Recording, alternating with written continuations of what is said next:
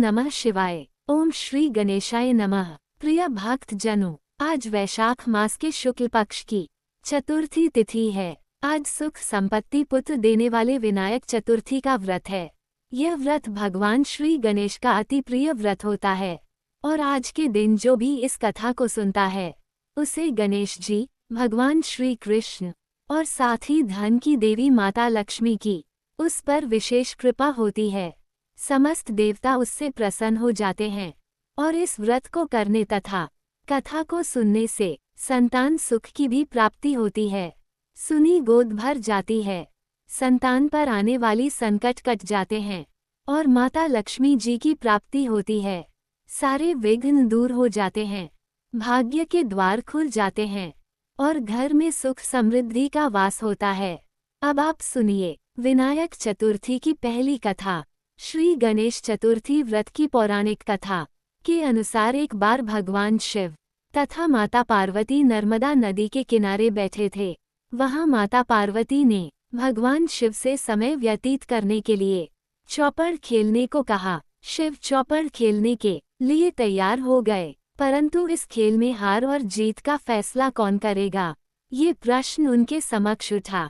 तो भगवान शिव ने कुछ तिनके एकत्रित करके उसका एक पुतला बनाकर उसकी प्राण प्रतिष्ठा कर दी और पुतले से कहा, बेटा हम चौपड़ खेलना चाहते हैं, परंतु हमारी हार और जीत का फैसला करने वाला कोई नहीं है, इसलिए तुम बताना कि हम दोनों में से कौन हारा है और कौन जीता। उसके बाद भगवान शिव और माता पार्वती का चौपड़ खेल शुरू हो गया।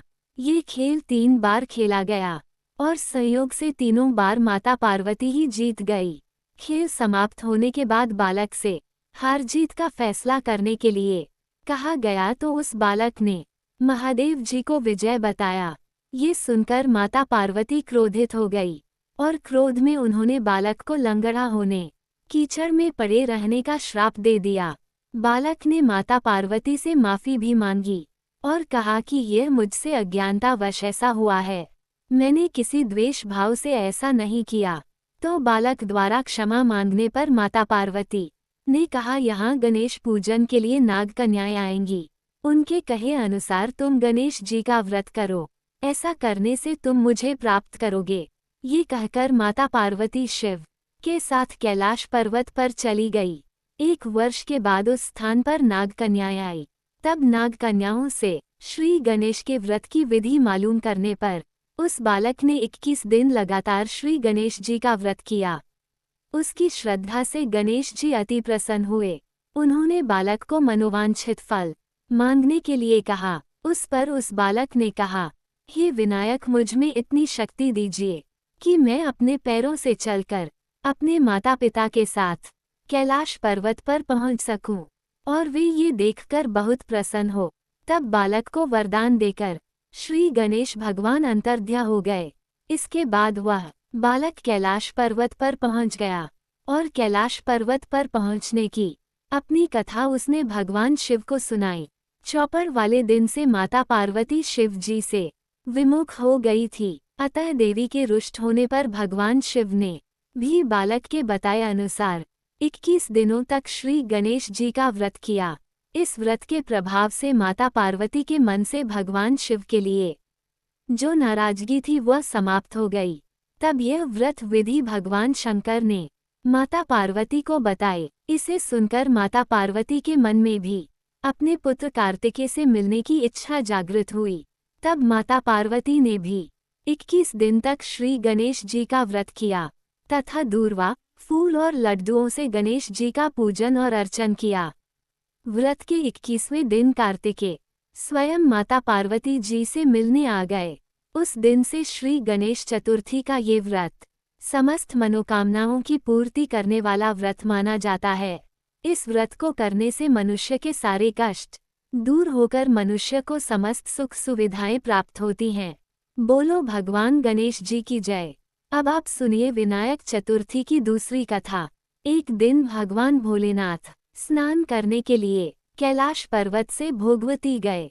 महादेव के प्रस्थान करने के बाद मां पार्वती ने स्नान करना प्रारंभ किया और घर में स्नान करते हुए अपने मैल से एक पुतला बनाकर और उस पुतले में जान डालकर उसको सजीव किया गया। पुतले में जान आने के बाद देवी पार्वती ने पुतले का नाम गणेश रखा।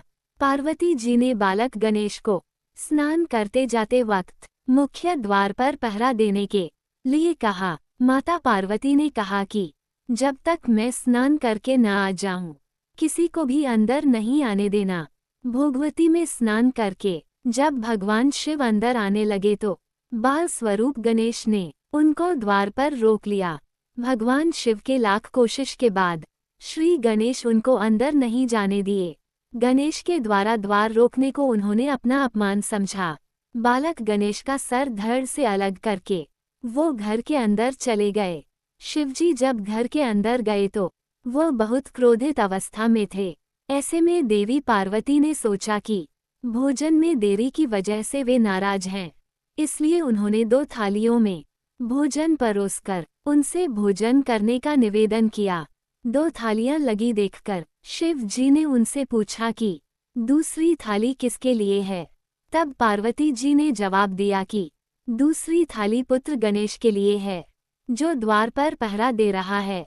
तब भगवान शिव ने देवी पार्वती से कहा कि उसका सिर मैंने क्रोधित होने की वजह से धड़ से अलग कर दिया। इतना सुनकर पार्वती जी बहुत दुखी हो गई और विलाप करने लगी। उन्होंने भोलेनाथ से पुत्र गणेश का सिर जोड़कर जीवित करने का आग्रह किया। तब महादेव जी ने एक हाथी के बच्चे का सिर धड़ काटकर गणेश के धड़ से जोड़ दिया। अपने पुत्र को फिर से जीवित पाकर माता पार्वती अत्यंत प्रसन्न हुई। इसलिए कहा जाता है कि जिस तरह भगवान शिव ने श्री गणेश को नया जीवन दिया था, उसी तरह भगवान गणेश भी नया जीवन अर्थात आरंभ के देवता माने जाते हैं। प्रेम से बोलिए भगवान गणेश की जय। एक अन्य कथा के अनुसार बहुत समय पहले की बात है। एक नगर में एक निर्धन ब्राह्मणी रहा करती थी। उसके पति की समय से पहले ही मृत्यु हो गई थी। उसका एक 5 साल का पुत्र था। उसकी सास बड़ी ही कठोर हृदय वाली थी, उसे तरह तरह से प्रताड़ित करती थी। एक दिन सास ने बहू और पोते को घर से निकाल दिया, क्योंकि उसे ऐसा लगता था कि उसकी बहू अभागिन है। उसकी वजह से उसके पुत्र की मृत्यु हो गई। अब क्या था, वे दोनों रोते बिलखते चलते चलते एक जंगल में जा पहुँचे। अब चलते चलते उन्हें थकान हो जाती है, तो वे एक बड़े से पेड़ के नीचे बैठ गए। वहां से थोड़ी ही दूर पर एक गणेश जी का मंदिर था। वहां बहुत से लोग गणेश जी के दर्शन करने आते थे। दर्शन करके गणेश जी को प्रसाद चढ़ाते थे, फिर वह प्रसाद सबको बांट देते थे। इस प्रसाद से माँ बेटे का गुजारा होने लगा। उन्हें थोड़ा बहुत खाने को मिलता और पेट की आंख शांत हो जाती, और इस प्रकार दोनों गणेश जी की पूजा पाठ में लगे रहते थे। एक दिन की बात है, ब्राह्मणी अपने बच्चे के साथ रात्रि में सो रही थी। तभी उसे स्वप्न में भगवान गणेश जी ने दर्शन दिए और कहा कि हे पुत्री, तुम्हारी निर्धनता जल्द ही दूर हो जाएगी। विनायक चतुर्थी का व्रत करो और साथ ही जंगल से ढेर सारे पुष्प लाकर उसकी मालाएं गूंथकर उसे मंदिर के पास ही श्रद्धालुओं को बेचो। इस प्रकार तुम्हें आय की प्राप्ति होगी और दिन पर दिन तुम्हारी तरक्की होगी। अब क्या था, जब सुबह होती है तो उस ब्राह्मणी ने यह बात अपने पुत्र को बताई तो पुत्र ने कहा, माँ ये तो बहुत अच्छी बात है। जब गणेश बाबा आपको दर्शन दिए हैं तो हमें अवश्य ही फूल तोड़कर मालाएं बनाकर उन्हें बेचना चाहिए। वे हर रोज जंगल से फूल लाकर उसकी माला बनाकर बेचने लगे, साथ में पूजा की सामग्री और प्रसाद भी बेचने लगे। इससे उनको आमदनी होने लगी। गणेश जी की अनुकंपा से उनकी आमदनी बढ़ने लगी और उस ब्राह्मणी ने विनायक चतुर्थी का व्रत भी किया। गणेश भगवान की कृपा से जल्दी ही उन्होंने एक बड़ा सा मकान बनवा लिया और दुकान भी बनवा ली। इसी प्रकार से कुछ वर्ष बीत जाते हैं और वह ब्राह्मणी का पुत्र बड़ा हो जाता है। युवा अवस्था हो जाती है तो वह विवाह योग्य हो जाता है। ऐसे ही एक दिन की बात है, एक राजा की लड़की मंदिर में रोज पूजा करने आती थी। ब्राह्मणी के बेटे को देखकर राजकुमारी उस पर मोहित हो गई। और उससे विवाह करने की सोचने लगी। उसने अपनी भाभी से अपने सारे मन की बात कही तो भाभी भी अनुभवी थी। उसने कहा, ये तो ब्राह्मणी माली का बेटा है और तुम एक राजा की बेटी हो। यदि तुमने उससे विवाह किया तो तुम्हारी बहुत ही बदनामी होगी। पर राजकुमारी अपनी बात पर अड़ी रही। उसने कहा, मैंने तो प्रतिज्ञा कर ली है कि मैं उसी से विवाह करूंगी। फिर भाभी ने घर जाकर सारी बात राजा को बता दी, तो राजा ने मना नहीं किया, क्योंकि राजा तो स्वयं गणेश भगवान का भक्त था और विवाह के लिए तैयार हो गया। उन्होंने बड़े धूमधाम से बेटी का विवाह माली अर्थात ब्राह्मणी के पुत्र के साथ कर दिया। ब्राह्मणी ने सबसे पहले बेटे बहू को गणेश जी के मंदिर में ले जाकर पूजा पाठ करवाया और गणेश जी का आशीर्वाद दिलवाया। इसके बाद पूरे नगर में यह बात फैल गई कि गणेश जी की पूजा करने से सब दुख और कष्ट दूर हो जाते हैं। इस बात को सुनते ही नगर के सभी लोग मंदिर आने जाने लगे। ब्राह्मणी और उसके बेटे की बिक्री और भी अधिक बढ़ गई। अब देखिए भगवान श्री गणेश की महिमा। उधर उसकी सास के बुरे दिन आ गए। अन्नदाता उससे रूठ गए और वह भूखे मरने लगी। एक दिन वह रोती धोती उसी गणेश जी के मंदिर में जा पहुंची और वहां मालिन के बेटे से बोली, बेटा मैं बहुत ही भूखी हूँ, मुझे रोटी कपड़ा दे देना, इसके बदले में मैं तुम्हारा सारा काम कर दूंगी। तो लड़के को दया आ गई और उसे काम पर रख लिया। उसने अपनी दादी को नहीं पहचाना। जब ब्राह्मणी घर आई तो उसने अपनी सास को तुरंत ही पहचान लिया।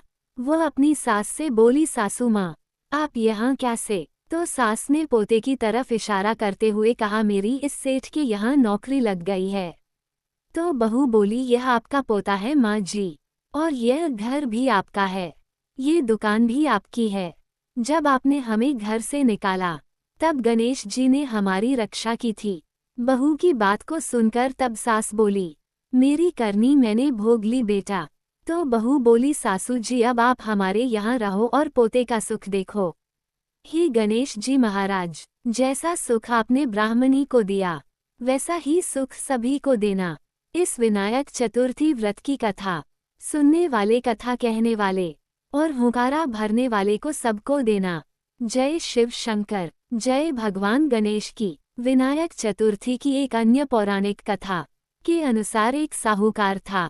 उसके घर रोज एक ब्राह्मणी रोटी लेने के लिए घर आती थी।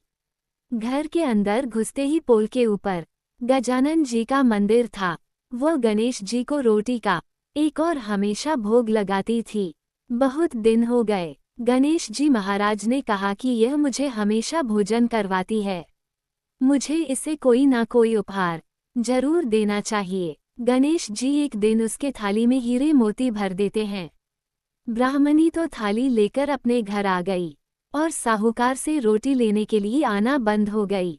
साहूकारिनी ने उसे बुलावा भेजा कि भाई रोटी लेने के लिए क्यों नहीं आती हो? ब्राह्मणी ने कहा कि मुझ पर गणेश जी प्रसन्न हो गए, बहुत वर्ष तक रोटी लेने के लिए आ गई, लेकिन अब नहीं आऊंगी। साहूकार ने मन में बहुत नाराज हुई और गणेश जी से कहा कि आप ब्राह्मणी के ऊपर प्रसन्न हुए परंतु मुझ पर प्रसन्न नहीं हुए। तब गणेश जी की मूर्ति हटाकर उसने बाहर फेंक दी। इधर सेठ जी की दुकान में धंधा पानी बंद हो गए। एक दिन सेठ जी की नज़र पोल के मंदिर पर गई तो सेठानी जी को पूछा कि गणेश जी कहाँ गए? तो साहूकारी ने कहा कि ऐसे गणेश जी का क्या करें जो ब्राह्मणी पर तो प्रसन्न हो गए लेकिन हमारे ऊपर प्रसन्न नहीं हुए, इस कारण मैंने तो गणेश जी को हटाकर फेंक दिया है। तब सेठ जी ने कहा कि यह तुमने क्या किया? मेरा तो व्यापार और धंधा चलना बंद हो गया है। गणेश जी तुमने कहाँ फेंके हैं? जल्दी बताओ, मैं उन्हें वापस लेकर आता हूँ। साहूकार जी वापस से गणेश जी को लेने के लिए गए तो गणेश जी इतने भारी हो गए कि वे उठे ही नहीं। साहूकार जी ने कहा कि मेरे से गलती हो गई है, आप मेरे घर पधारिए। गणेश जी तो और भी भारी होते गए और कहा कि मैं तो नहीं चलूंगा, पहले साहूकारनी को बुलाकर यहाँ लाओ और वह मुझसे माफ़ी मांगेगी तो ही मैं चलूंगा। और गणेश जी ने कहा कि मुझे हमेशा सवा शेर का चूरमा करके भोजन कराओगे तो ही मैं चलूंगा। साहूकार साहूकारनी को लेकर आए और उससे माफी भी मंगवाए और 1.25 शेर का चूरमा चढ़ाने की हाँ भी भरी। तब साहूकार और साहूकारनी ने गणेश जी को वापस घर लाकर उन्हें पोल में बिठाया। ऐसा करने पर साहूकार का व्यापार फिर से चलने लगा। हे गणेश जी महाराज, जैसे साहूकार और साहूकारनी पर आप प्रसन्न हुए, वैसे सभी पर प्रसन्न होना। बोलिए गणेश जी महाराज की जय।